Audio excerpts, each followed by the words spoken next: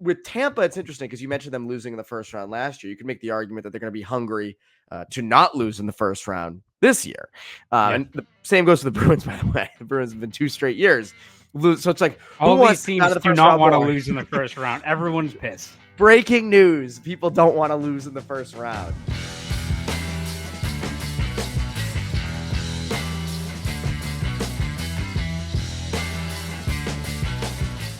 And welcome into the Bruins Beat, presented by our friends over at Prize Picks. I am Evan Marinofsky. That's Conor Ryan. Connor, what is up? Evan, I'm doing well. Got a little pastel look today. The weather's better. You know what it kind of feels like, Evan? It feels like playoff hockey weather a little bit, right? It does. Just a little bit. It does. And you know what I love about playoff hockey weather? It's so cool when you go to the Garden around playoff hockey and you go in, even if it's an 8 p.m. game, you go in at like 5:30, 6 o'clock, still light out. It's nice. People are in better moods than usual. I'm not going to say everybody's in a great mood, but people are in better moods than usual. It's sunny. Until the game starts, yes. Yes. Once the game starts, that mood goes out the window. But I love this weather. I love this time of year, except for one thing, the allergies. I just want to apologize to people before we start. I'm going to sniffle a few times. I'll try to mute my mic. I was outside all day Monday for Marathon Monday. No, I didn't run the marathon. It's gonna give you your props, Evan. Yeah, no one has to know. So it's true. I could have went along with it. No, you could have. It could have been like Davis Clark. Did you see that? I did. Yes, he was grinding. Shit his pants. He's locked in. Shit his pants. Respect. Bad day to be his underwear. That's for sure.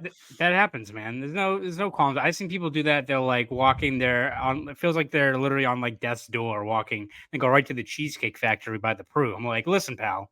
Any place I wouldn't want you to go is the Cheesecake Factory. That's like I could go to so many more places.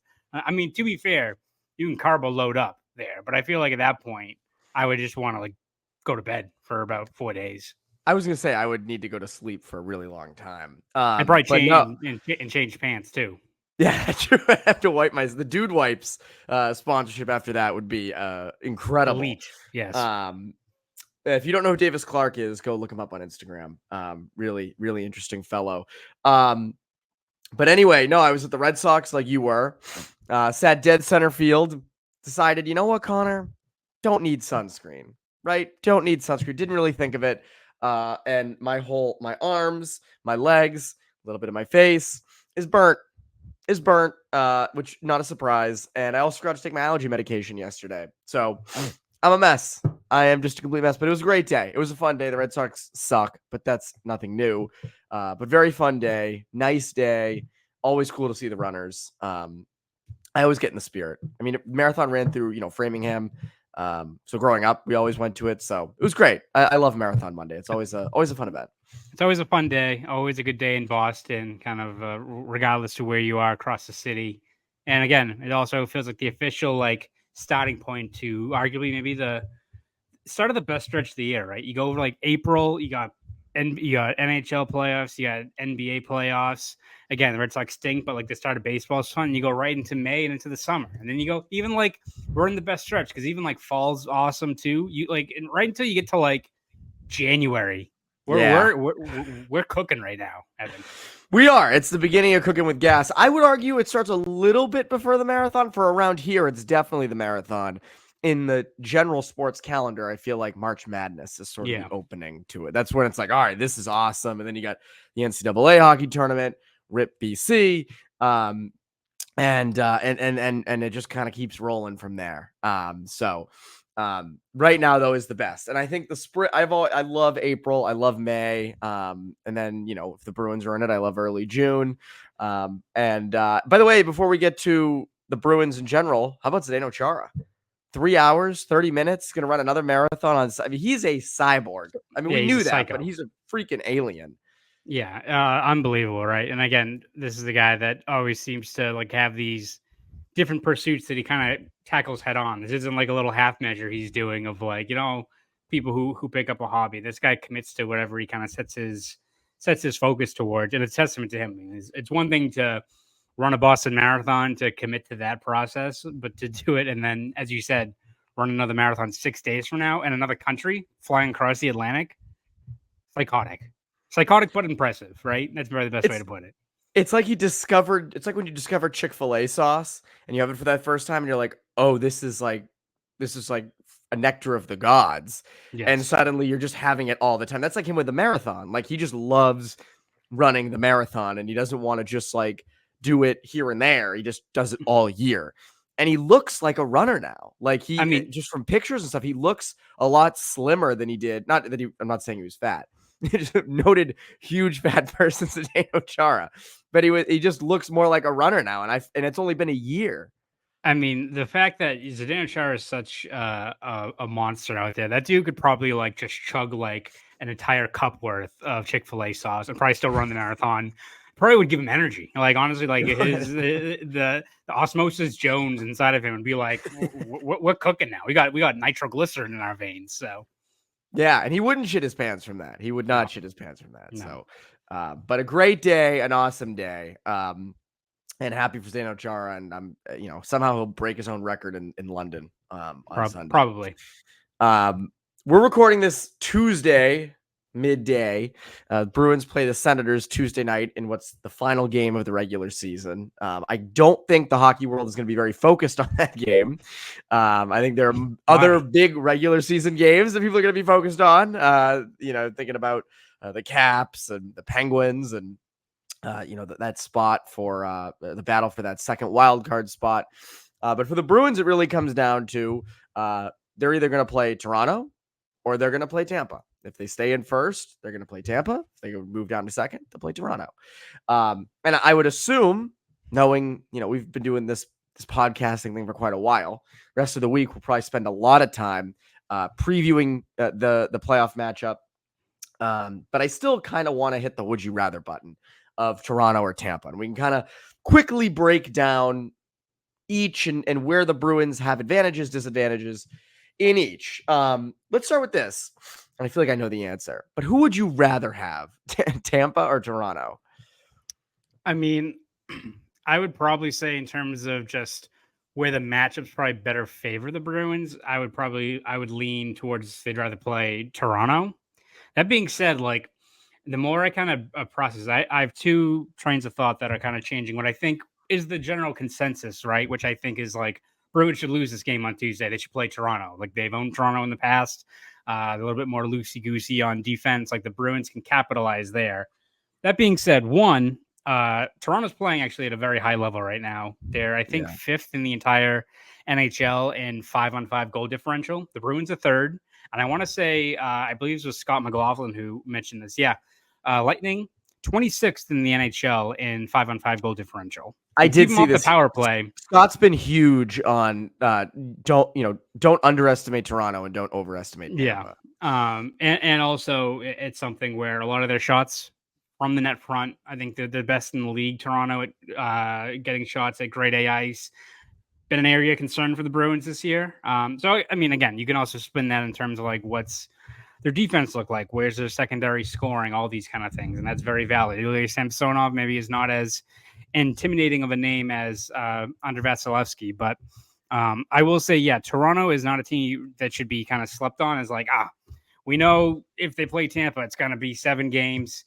There's a good chance they lose, and it's like Toronto's like, 6 games. We'll 5. We'll take care of them in their own buildings. Like, no, that Toronto team's playing at a high level. We all know their firepower up front, and they're very dangerous there. But they do have some guys that have stepped up further down the lineup. And again, even if they're just leaning on their big guns, that's enough to win you a round or two. We saw that last year when Toronto beat. Who did they beat in the first round? Oh, it was Tampa, right? This is true. They kind of took care of them. So forgot about that one. And again, people view, I think, Bruins, and rightfully so, that like Tampa is this playoff leviathan that like knows how to win. They're like LeBron James, where it's like they can flip a switch after kind of cruising the last few months of the regular season, and playoff LeBron is a different animal. Again, Toronto kind of took care of their business in that series as well. So again, easier matchup between those two that are pretty tough. Probably still lean slightly towards Toronto, but for the Bruins too, like my other train of thought, this is something that Ty Anderson mentioned. It's like maybe just try to go out and like slay the beast right away, right? It's almost like the Celtics get the Heat in the first round, get it out of the way, get punched in the mouth early, see what you got. And again, if Tampa is as advertised, then you've got a great matchup that's going to throw you into the fire right away and test you right off the bat. And if Tampa's maybe a paper line or they regress and Vasilevsky is the 900 save percentage goalie he's been this year, and all of a sudden you got a matchup you should be able to take advantage of, especially if you keep them off the power play. So however you spin it, Evan, right, it's going to be a daunting matchup. And you can make a compelling argument either way as to who the Bruins should face. Like the matchups wise, Toronto's probably a little bit better, but talk about who they'd prefer or, how they approach either one of those teams. It's going to be a tough out. I don't think either matchup's easy. And I think, for me, I prefer the Toronto matchup. I just think in terms of they're a little softer. I think, in terms of that stuff, you should be more physical. You have there are times we see with the Bruins where it's like, wow, they're finishing every hit. They're kind of making people pay for going for pucks. Like that's a good thing. Where I think Toronto will give you worry is I think they're second in the league in total goals for. They have a lot of guns who can score. You cannot keep up with them in a track race. The upside to playing Toronto is they're weaker on D and they're weaker in net than Tampa, but they have depth in scoring. They have, obviously Matthews, we got Nylander and Marner, and Bertuzzi's been better of late. And you have all these guys, a guy like Tavares. I'm not saying he's been outstanding, but they can score in different ways. And if, God forbid the Bruins goaltending is not where it should be, if their defense is more porous than it should be, that's going to be a quick series because Toronto has no problem scoring. So that's where I think Toronto isn't a great matchup. But where it is, if you're in a defensive battle, if you defend them well, you should have no problem in that series. With Tampa, it's interesting because you mentioned them losing in the first round last year. You can make the argument that they're going to be hungry to not lose in the first round this year. And the same goes to the Bruins, by the way. The Bruins have been 2 straight years. So it's like, all these teams do not want to lose in the first round. Everyone's pissed. Breaking news. People don't want to lose in the first round. But with Tampa, they're not as deep. They're not as deep up front as a team like Toronto, but they are better on D. They're obviously a lot better in net. So that's where the edge is Toronto, but it's not far off. It's not like this is 2018 and you have the mighty Lightning and the lowly Leafs. I think this is closer than people. And I subscribe to the same thinking Ty does of maybe it's not the worst thing to get punched in the mouth. I'd rather they play Toronto, but if they play Tampa in the first round, it's like, all right, you're thrown straight into the fire. You got to show what you got. Yeah, I feel like it's one of those things where we're going to get a lot of differing reactions, right? Regardless of what happens tonight in terms of what the Bruins do against Ottawa and how the results kind of play out. Florida's playing Toronto as well, which obviously has a lot of weight in that determination. But like they played Tampa, there's going to be a lot of doom and gloom on the timeline. Like out in 5. Also, they're going to play if they draw Toronto rather. People are going to be like, just how they cooked it up. We're ready to go. It's like however you draw it, it's going to be tough, guys. Like Toronto should not be slept on because they are a very good team, and Tampa is not 2018 Tampa. They can be beat. Agreed. And I also think if you're trying to lose to get a better playoff matchup, that's kind of loser-like. Don't you think? Like, it's a little loser-like, and that always bites you in the ass. Because if you try to plan your way through the playoffs, it never works that way. And you look at like Columbus in 2019, right? That team was really good on paper. And it's, any team can do anything in the playoffs. And I just think it's not the best option to just intentionally lose a game for a different matchup. I mean, the Bruins would get clowned on if they went out against the Senators on Tuesday night, lose, just, so they can play Toronto, if they intentionally lost, not, if they lose 4-3 or something in a shootout, whatever. But if they intentionally kind of just put out a stinker and then, play Toronto in the first round and lose, it's like, all right, well, what's the point of all of that? You start chasing matchups, you start looking at those things. Look at last year. People probably were like, well, Bruins could play the Penguins who are on their way out. They're kind of a eroding franchise in terms of being contender, but they still got Crosby, got all these guys that know how to win. We're going to play Florida? Who? they suck on defense. They got Radko Gudas, Brennan Montour. You start chasing matchups, start looking ahead of things before the actual puck is dropped. You're gonna run into trouble this time of year. You're going to regret it. Something you'll never regret. Our friends over at Prize Picks. Quick break in the action to tell you about my good friends over at Prize Picks. Prize Picks has something for every sports fan, from basketball and hockey to League of Legends and everything in between. You can pick LeBron, Caitlin Clark, Connor McDavid, and Jude Bellingham, all in the same entry. Prize Picks is the best way to get action on sports in more than 30 states across the country, including California, Texas, and Georgia.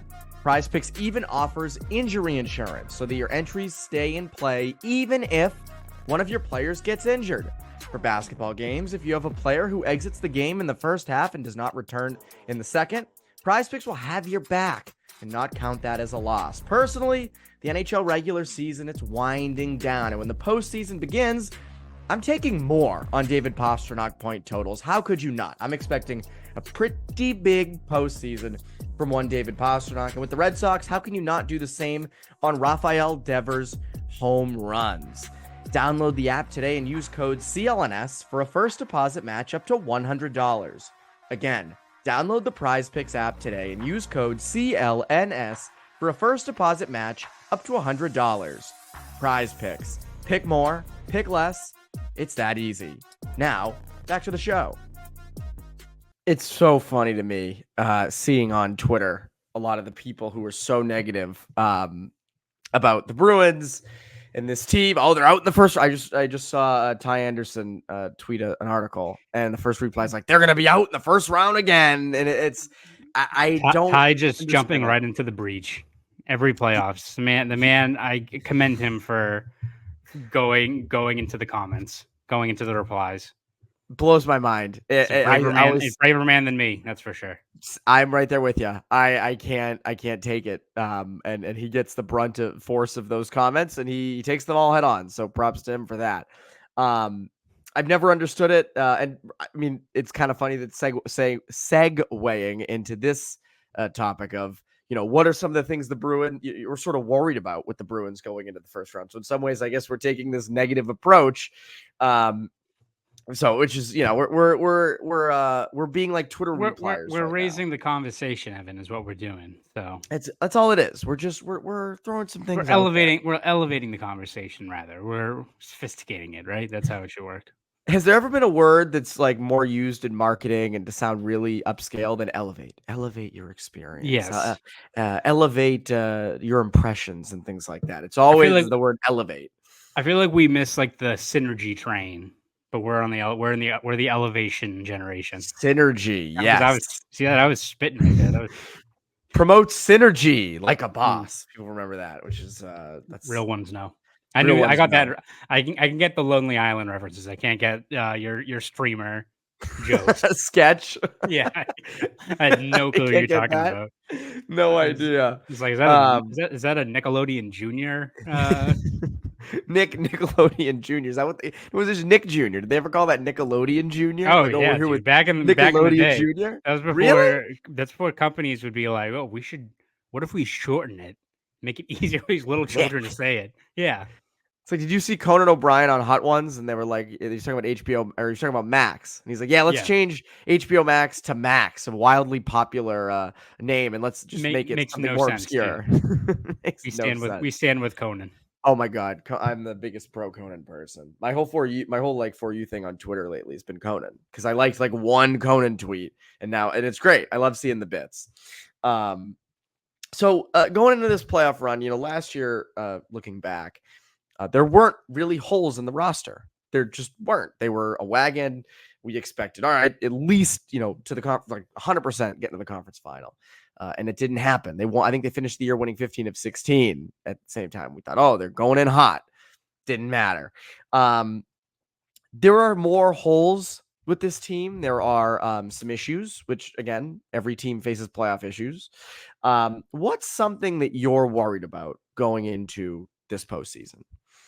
I would say probably, again, you look at like the goaltending and the defense on that stuff. I'll say one thing is power play. You got to shore that up, because especially if you're playing, let's say you're playing either one of those matchups, whether it's Toronto or Tampa Bay, like Tampa Bay is so good on special teams that you have to step up and capitalize when needed. And again, you're not going to probably win a scoring outburst against a team like Toronto, but sure will help you stay afloat or stay in some of these games if you're able to get that power play goal across, either build a lead, get some breathing room, or as a way to kind of claw back into a game, because Toronto's a team that can score 2-3 goals on you in a hurry, right? So kind of one of the negative parts of that pretty much snoozer game against Washington on Monday, they completely overhauled their power play unit in that game and didn't go on the power play once. So we still have no idea what it actually looks like. Yes. It's like, all right, we set these plans in motion. Right. We actually have no idea what it's going to look like.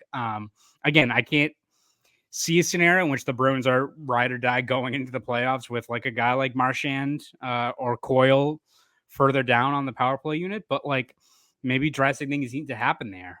The one that I find intriguing is like whether or not McAvoy's running the show up top there, right? Which then it opens the door like, all right, do you want Kevin Shattenkirk there? Which at that point, like he'd have to be in the lineup, right? Because he was a guy that was on the outside looking in for a pretty significant stretch of these weeks leading up to the end of the regular season. Or is a guy like Lindholm, who I think's been really good in that spot, but put him on the power play, who's going to take some of those really taxing minutes that he's handed on the PK and on other shifts like that. So I think, yes, the goaltending, the defense stopping grade A chances, those are obviously going to be huge pieces for this team. But when you look at the fact that the power play, just how stagnant it's been, how much it's been so many times where they're playing way too much perimeter hockey, not kind of generating those grade A looks, that has to be something that needs to be corrected, especially regardless of who they draw in this matchup. You need that power play to start landing some punches in the playoffs. I agree. And you nailed it with like, you don't need to have the perfect power play. You don't need to be number one in the league or anything like that. But there are going to be times where you're down 3-2 with 5 minutes to go. You get a power play and it's like, all right, now's the time to capitalize, or at the very least swing momentum into your favor for when you end up pulling the goalie. And the other part of it is if you play Tampa or Toronto, no matter who you play, there's going to be some roughhousing. There's going to be some fisticuffs, some mischief, and it's going to lead to penalties. Shenanigans is the word I was looking for. And sometimes you're going to find yourself on the power play, and you've got to capitalize on those whenever you can. So I agree. The power play is probably number one. There's another big one that I don't hear a ton of people talking about. What's that, Evan? Well, I'll save it. First, our friends at Factor Meals. I want to tell you about our friends over at Factor Meals. Eat stress-free this spring with Factor's delicious, ready-to-eat meals. Every fresh, never frozen meal is chef-crafted, dietitian approved, and ready to eat in just 2 minutes. Choose from a weekly menu of 35 options, including popular options like Calorie Smart, Keto, Protein Plus, or Vegan and Veggie. Also, discover more than 60 add-ons every week, like breakfast, on-the-go lunch, snacks, and beverages to help you stay fueled and feel good all day long. What are you waiting for? Get started today and fuel up your springtime goals. Get chef-prepared meals on the table in 2 minutes with Factor's ready-to-eat meals so you can get back to doing what you love this spring.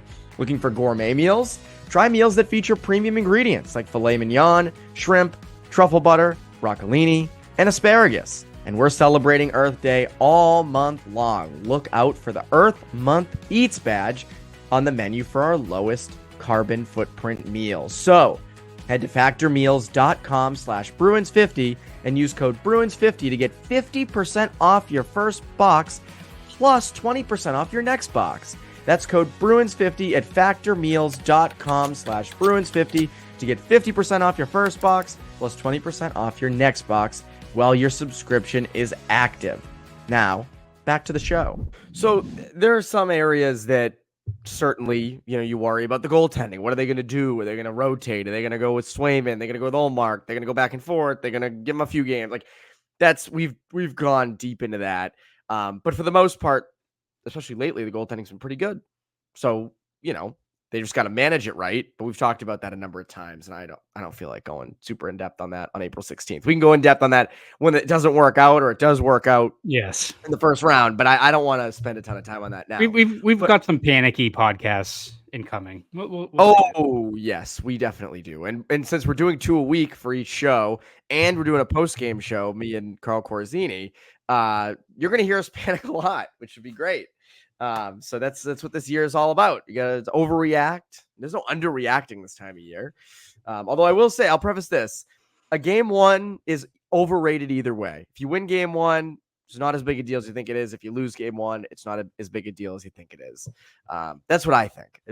Like you look at that Florida series last year, you look at St. Louis, that 2018 Tampa series, stunning game one wins. Oh my God, it doesn't matter. I don't think it matters as much as people think it does. So when I overreact to game one, you guys can hit me with my own words from April 16th. Scoring outside of David Pastrnak, Pavel Zacha, and I'll include Danton Heinen, just because he's been on that line. Thanks to Ty Anderson. I saw him tweet this. So he did the stats. He did some research for me. He's my research man. I was like, can you crunching the numbers? He was crunching the numbers. Since March 1st, Pastrnak 22 points in 19 games. He did this because he's been all over the David Pastrnak stuff. The people keep coming at him. Which, you know what I say? Keep going at him, because I think he just tweeted something out like, I'm going to stop replying to these people. He's not. He's going to keep going. So just keep sending anti-David Pastrnak stuff. He'll find more and more stats to prove you guys wrong. He'll continue with it. Pavel Zacha tied with Pastrnak, 22 points in 19 games. That connection has worked out great. Heinen, 14 points in 19. Then Marchand, 14 points in 19. DeBrusk, 13 in 19. Coyle, 10 in 19. Geeky, 9 in 19. It goes on and on. Point is, there hasn't been a lot of scoring outside of that line. And, for a long time, we used to say, oh, the Marchand, Bergeron, Pastrnak line scores all the goals. But at least you knew that line was going to be, able to overcome pretty much any matchup. What worries me is if that line of, Heinen, who's a fringe top six guy, who's just, he's done a really good job alongside Zacha and Pastrnak, but he's not this overwhelming force. If that line gets shut down, where are you getting the scoring from? And I think that's, to me, one of the real scary parts. And that's why that power play needs to be better, because you're going to need to make up some lost ground on the scoreboard with that. Now, obviously, the Bruins have gotten by fine this season with their record, but I still think in a 7-game series against a team like Toronto or Tampa, or the next round if it's Florida or whoever it is, you're going to need to score. Go figure.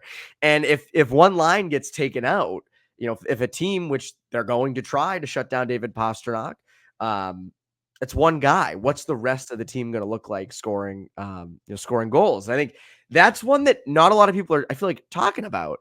And that could really hurt them, whether it's Toronto, we talked about this earlier, not winning a scoring race with the Maple Leafs, or even the Lightning. They're not deep, but Kucherov is still dominant, and Stamkos has been great, and Braden Point. Like, you have all these guys who can factor in. Anthony Cirelli's been awesome. So to me, it kind of goes hand in hand with the power play, the scoring outside of Pastrnak and Zacha. Who is stepping up? Because, and it's hard in a 7-game series too, because your enemy so well. And do the Bruins have to go on kind of a Denver-like run and just, win games 2-1, 2-0, en route to a cup run? Maybe that's what they have to do. But that just means they got to be even better in net and in their own zone. Yeah, exactly. And it's, as you said, depending on who they play, like, regardless of whether it's Tampa or Toronto, like, I can't see a lot of 2-1 games on the horizon. Like, it'd be great if the Bruins are adhering to that identity and their goaltending is at a high level and their defense really locks things down. You'll take that.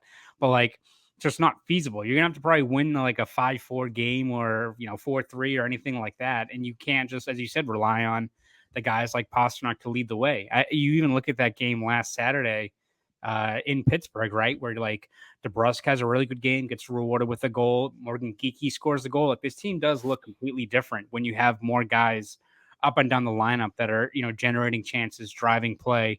And again, like, you look at Coyle, Marchand, they're obviously going to be key pieces there. They might be kind of your shutdown line, your de facto shutdown line, the Coyle line. So that's going to draw away from some of that production. So sometimes you need kind of a game breaker like Jake DeBrusk to, score on like a rush or, fight for that kind of greasy goal to give them an opportunity there. You need Trent Frederick, who's gone pretty quiet since like the middle of March. You need him to be driving play on that third line. It feels like every team that goes on a deep run, and this is no different from the Bruins, right? whenever they go on a deep run, their third line is clicking. And again, we don't really know what that ideal third line is, but you have to imagine that Frederic and Kiki are the two key pieces on that line, and you need them to play at a high level as well. Like, this is a sneaky, I think, big postseason for Frederic, who has not really been able to get a lot of traction in the last couple of years. And he's a guy, you look at the way he plays, his ability to, be physical, but have an underrated offensive game, can possess the puck. He should be a guy that's built for the playoffs. And last year he averaged, 10 minutes and 11 seconds of ice time per game. Didn't play in 2 of the games in Florida because it's a team that likes to muck things up. So you need guys like him to step up and not just, you'll take the fact they have 3 goals and 2 assists in a 7-game series, but just impact the game. Like, have those shifts that contribute to the overall winning product out there on the ice. You desperately need that from this team this postseason. You do, and I think it hits at another thing of, does this team have a shutdown line? Does this team have a line that can go out and shut down Point and Kucherov and Duclair, or Matthews and does this team have that line? Doesn't feel like they do.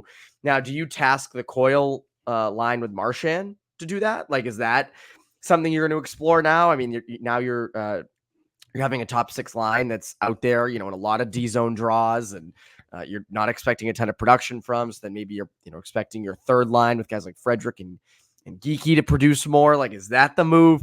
In past years, when that fourth line, with Nosek for a while, or you think back to 2019 with Corrali and Achari, those guys shutting down other teams' top lines. I don't really know what the shutdown line is with this group. And I think that's another area of stress where it's like, are you just going to, how are you going to match the lines? We won't know that until you get a first round matchup. But I am curious to see how they match, how Jim Montgomery matches their lines, because I think that's going to be imperative for this playoff run. But yeah, we've gone through our worries. We've gotten them. We've put our worries into the universe now. You know what our worries are going into the postseason. We'll have a lot more this week on all of those things. Connor, what can the people look forward to from you over at the Globe and Boston.com? Yeah, we'll have it covered throughout this postseason. We can finally say that. Whether it's recaps, a few features, columns, breakdowns, series previews, obviously, all that good stuff you can find over at Boston.com and the Globe. If you want to follow me on Twitter, you can at Conor Ryan _93. Go do all that. That's Conor Ryan. I'm Evan Marinofsky, presented by Prize Picks. You Bruins Beat listeners, have a great rest of your week.